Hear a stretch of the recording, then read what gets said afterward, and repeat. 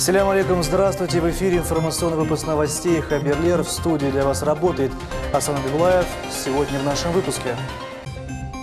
Встреча Руслана Бальбека со студентами Казанского университета. Как получить образование в одном из самых престижных российских вузов. Сама программа предполагает повышение квалификации, либо переквалифицирование, то есть на базе высшего образования.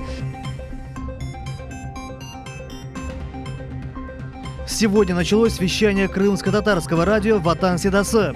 Selam aleyküm kıymetli dostlar. Vatan Sedası Radyosu sözüne can yürekten selamlar.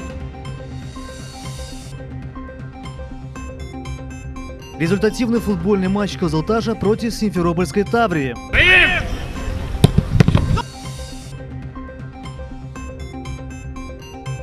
Первенство и чемпионат по тэквондо в ВТФ.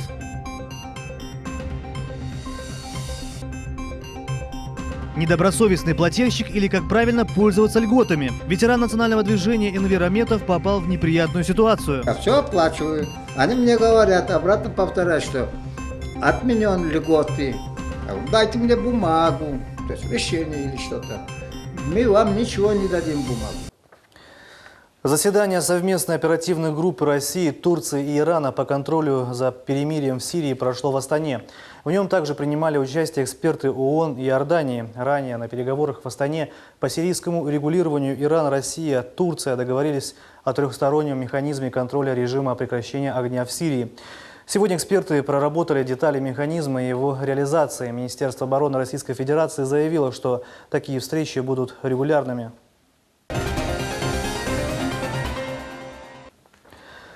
С 2014 года в Крыму действует межрегиональная образовательная программа по обучению молодежи полуострова в столице Татарстана. Депутат Госдумы Российской Федерации Руслан Бальбек встретился со студентами, которые поступили на учебу в Казанский инновационный университет. В этом году 50 студентов из разных регионов Крыма уже сдали первую сессию в Казанском инновационном университете. В ходе встречи студенты поделились полученным опытом и впечатлениями. Депутат Государственной Думы Руслан Бальбек рассказал, что образовательная программа дает возможность студентам из Крыма получить необходимые знания в области государственного и муниципального управления. Сама программа предполагает повышение квалификации, либо переквалифицирование, то есть на базе высшего образования, начиная от бакалавриата до магистратуры.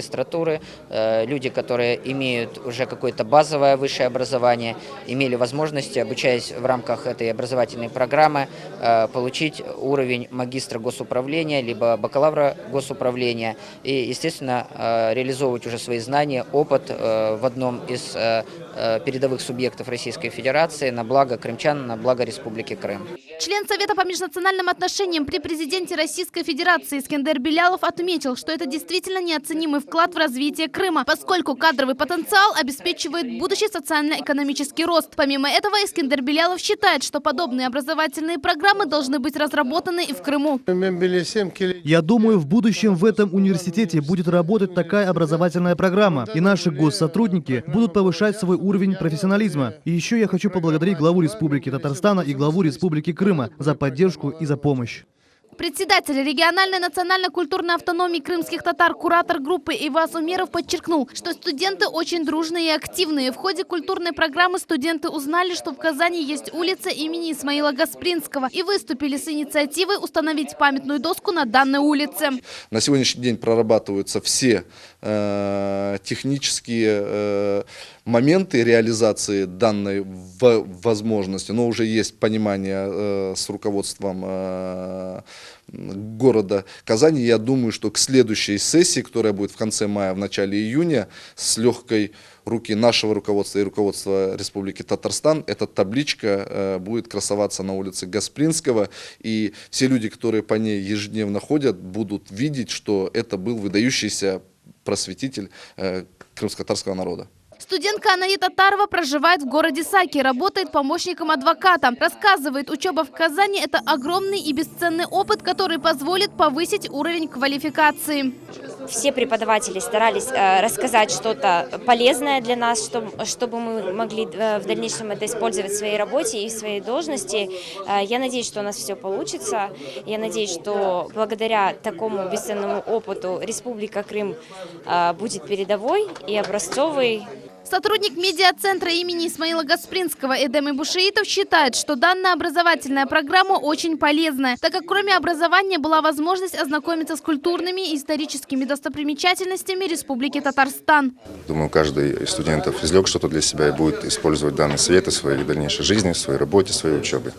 Теперь студенты готовятся к сдаче второй сессии в конце мая. Напомним, за предыдущие годы в Казани прошли обучение 45 крымских специалистов. Султания Ситакаева, Дмитрий Изовой, телеканал «Миллет». Из-за тумана в международном аэропорту Симферополь задерживаются прилеты и вылет рейсов. Как сообщил директор по связям с общественностью аэропорта Игорь Лаптев, командиры воздушных судов самостоятельно принимают решение о посадке самолета. Также из-за неблагоприятных погодных условий работа Керченской переправы осуществляется по фактическим погодным условиям. Согласно прогнозу погоды, переправа может прервать работу 8-9 февраля. С сегодняшнего дня на волне 99,5 в Симферополе и в районе началось вещание крымско-татарского радио «Ветан Сидасы».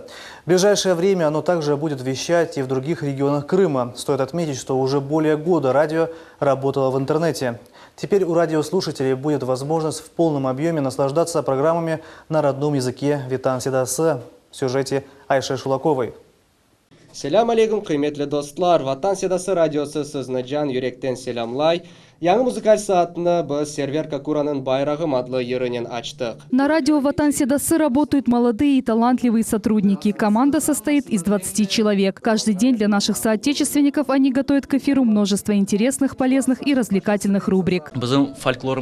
Мы не будем забывать свой фольклор. На радио будут звучать народные поговорки. В ближайшее время такие будут хадисы нашего пророка. Так наш народ будет продолжать учить фольклор и религию. Помимо этого, для маленьких слушателей будут звучать крымско-татарские народные сказки. В данный момент идет работа в этом направлении. С 7 до 10 утра будет вещать программа «Бызым Тараф». Помимо интересных рубрик, также будут приглашать известных артистов. Вот и сегодня в прямом эфире побывал молодой исполнитель и музыкант Эдем Османов.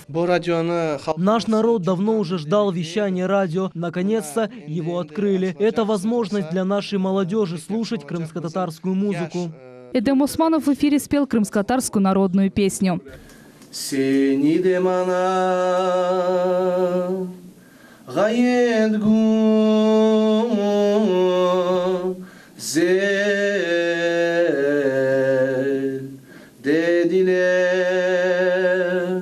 Фетислям Кишвеев работает диджеем на радио. Помимо этого, ведущий рубрики «Башха Санат». Программа выходит один раз в день, и в ней звучат не только крымско-татарские песни, но и всего тюркского мира. Наша молодежь сегодня, помимо народных крымско-татарских песен, любит слушать и другие, более современные. По их мнению, в такой музыке глубокий смысл. Генеральный директор телеканала «Миллет» Сейран Мамбетов говорит, что после Симферополя радио начнет вещать в Джанкое, Красноперекопске и других регионах Крыма. К концу года радио покроет практически 80% Крымского полуострова. В дальнейшем мы будем дальше расширять нашу волну. Радио будет вещать в основном на крымско-татарском языке. Открытие радиостанции с нетерпением ждали наши соотечественники, в частности, автомобилисты. Ведь слушать дороги программы на родном языке и приятно, и весело. Это очень приятно, что у наше радио появилось. Наш народ тоже должен слушать свои песни, развиваться. Будем слушать татарские музыки, новости и все такое, что связано с нашим народом. В дороге слушать тоже приятно свою музыку, которая именно тебе по душе. Люди будут рады возможности слушать радио на нашем языке. Я считаю, что для крымских татар это большая радость. По радио сможем слушать наши песни. У радио есть свой сайт vatan.fm, также группа «Ватан Седасы» в социальных сетях. Желающие смогут написать там свои приветы и пожелания родным и близким. Есть у радиостанции и свой лозунг «Ватан Седасы, Крымнын гурсесы». Айша Шулакова, Аким Бекиров, телеканал «Миллет». С 1 февраля 2017 года страховые пенсии неработающим пенсионерам увеличатся на 5,4%, исходя из роста потребителей цен на 2016 год. Стоимость индивидуального пенсионного коэффициента, с учетом которого назначаются страховые пенсии, составит более 78 рублей. Все подробности знает наш корреспондент Мухаммед Зикрияев. Вместе со страховой пенсией на 5,4% проиндексируется фиксированная выплата к ней и составит 4805 рублей. Таким образом, с февраля Пенсионный фонд России перейдет к выплате всех видов страховых пенсий по старости, по инвалидности, по случаю потери кормильца, неработающим пенсионерам. Работающие пенсионеры будут получать пенсии с учетом индексации после трудовой деятельности. С 1 февраля мы провели индексацию пенсий неработающим пенсионерам. Были проиндексированы страховые пенсии, и пенсии увеличились на 5,4% в связи с ростом потребительских цен за 2016 год. Индексация у нас прошла, значит, в феврале месяце у нас люди уже получат пенсию в повышенном размере. Социальные пенсии, пенсии по государственному пенсионному обеспечению у нас будут индексироваться с 1 апреля, как это и предусмотрено законодательством. Одновременно с индексацией пенсий с 1 февраля на 5,4% будет индексироваться ежемесячная выплата, самая массовая выплата в России. В настоящее время в Республике Крым Пенсионный фонд выплачивает ее более 140 тысяч федеральных льготников, включая инвалидов, ветеранов боевых действий, гражданам, подвергшихся воздействию радиации, героев Советского Союза, России и других. Что касается проведения индексации пенсий работающим пенсионерам, конечно, с февраля месяца индексация в отношении их пенсии не будет проведена, и пенсии работающим пенсионерам не будут повышаться. Но если человек прекращает свою трудовую деятельность, у него возникает право на повышение пенсии с учетом индексации. Поэтому те сведения, которые мы получаем от работодателей, а они за каждого своего работника уплачивают страховые взносы в пенсионный фонд, и у нас ведется персонифицированный учет всех работающих граждан. Как только мы получаем сведения о том, что данный человек прекратил свою трудовую деятельность, мы ему проводим индексацию пенсии уже в беззаявительном порядке. Мы поинтересовались у местных жителей, достаточно ли то, что добавило им государство, и они ответили следующее. Ну, конечно, еще маленькие пенсии, побольше бы надо. Это 5,4% к такой пенсии, как вам сказать, маленькой. Да, я хочу, чтобы у меня 1020 было хотя бы пенсии. Конечно, хочу. Я рада очень, всему рада. Мне все очень нравится. Ну, какие могут быть впечатления? Ну, повысили, немножко повысили.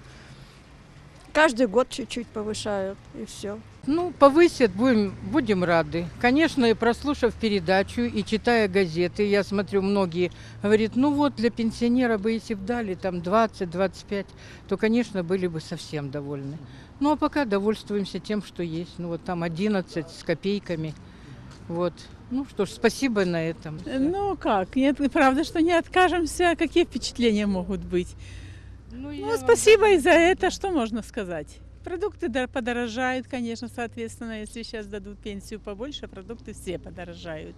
Стоит отметить, что минимальный уровень пенсионного обеспечения россиян всегда будет не ниже прожиточного минимума пенсионера в регионе, где он проживает. Если размер пенсии вместе с другими причитающимися неработающему пенсионеру выплатами будет ниже прожиточного минимума, то ему будет установлена социальная доплата. Мухаммед Зикиряев, Рамазан Аливапов, Руслан Хохлов, телеканал Миллет. Пути проявления и преодоления агрессивной ксенофобии и экстремизма обсуждались сегодня на пресс-конференции в ходе видеомоста Москва-Симферополь. Спикеры подвели итоги прошлого года, а также обсудили методы противодействия радикальным религиозным течениям. Тему продолжит наш корреспондент София Шукурова.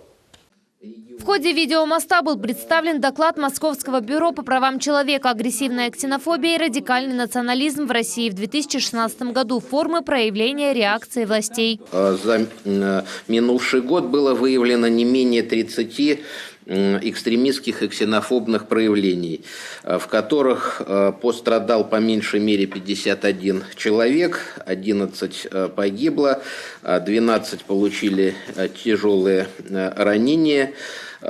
Чаще всего инциденты происходили в Москве, Санкт-Петербурге, Московской и Ленинградской областях. Отдельные проявления радикального национализма были зафиксированы во Владимирской, Свердловской, Иркутской, Омской областях, Пермском крае, Ямало-Ненецком автономном округе, Республике Хакасия и Республике Татарстан. Свое мнение по докладу высказал член Совета при президенте Российской Федерации по межнациональным отношениям, заместитель директора Института этнологии и антропологии Владимир Зорин. И очень важно, чтобы у определенных сил не наступило желание осуществить этнизацию социальных конфликтов, а подобные факты уже просматриваются.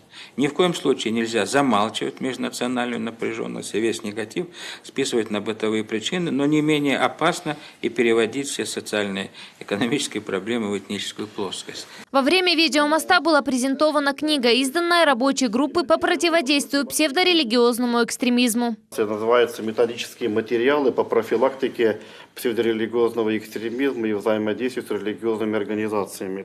Здесь описан как раз-таки формат проведения такого рода мероприятий, как правильно их выстраивать, какие вопросы задавать, что обсуждать. Кроме того, Альбер Кирганов отметил, что вхождение Крыма в состав России в марте 2014 года спасло регион от острых межэтнических и межнациональных конфликтов. Относительно Хизбут Тахрира на протяжении 23 лет под видом либерального закона эта группа, она серьезно готовилась к неким действиям, и благодаря тому, что прошел референдум и спокойно было принято то решение, я думаю, что мы уберегли вообще Республику Крым от межнациональной, межрелигиозной войны, потому что вот эти как раз таки ребят могли бы здесь использовать.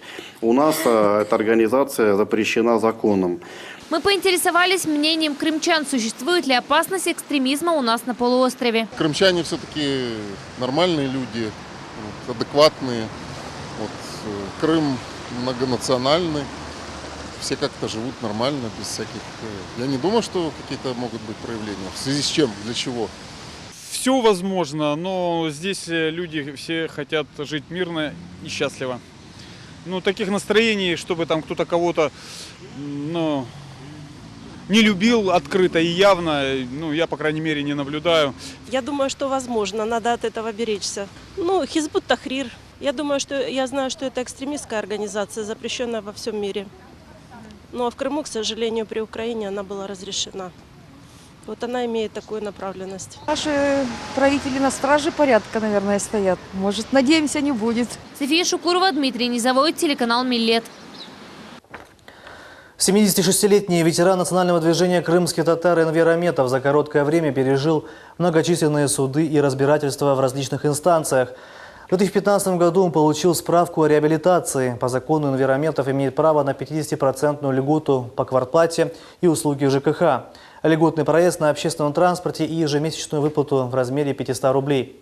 Но в начале этого года он попал в неприятную ситуацию. В ситуации разбиралась наш корреспондент Сабридия Халиляева.